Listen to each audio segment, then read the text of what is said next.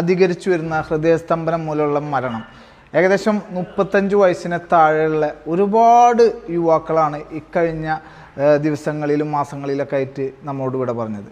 ഒരു വിഭാഗം ആളുകൾ പറയുന്നതെന്ന് പറഞ്ഞാൽ കൊറോണ വാക്സിന് ശേഷമാണ് ഇതുപോലെ ഹൃദയസ്തംഭനം മൂലമുള്ള മരണം ഏറ്റവും കൂടുതൽ കൂടിയിട്ടുള്ളതെന്നാണ്. എങ്കിൽ ആ പറയുന്ന ആളുകളോട് ഇത് പ്രായമായിട്ടുള്ള ആളുകളും ഉപയോഗിച്ചിട്ടുണ്ട് കൊറോണ വാക്സിൻ, അവരൊന്നും ഒരു കുഴപ്പമില്ലാതെ ഇപ്പോഴും അടിപൊളിയായിട്ട് ജീവിക്കുന്നുണ്ട്.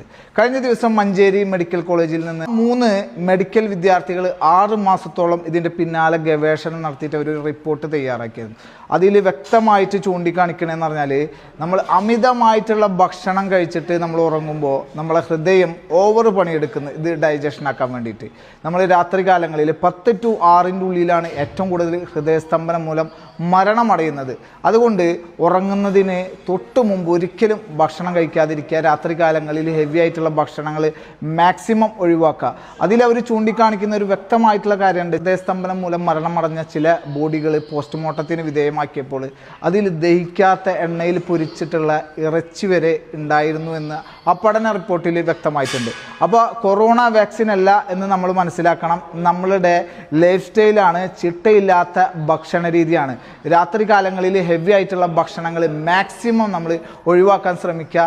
വ്യായാമം ചെയ്യുക. Stay healthy, stay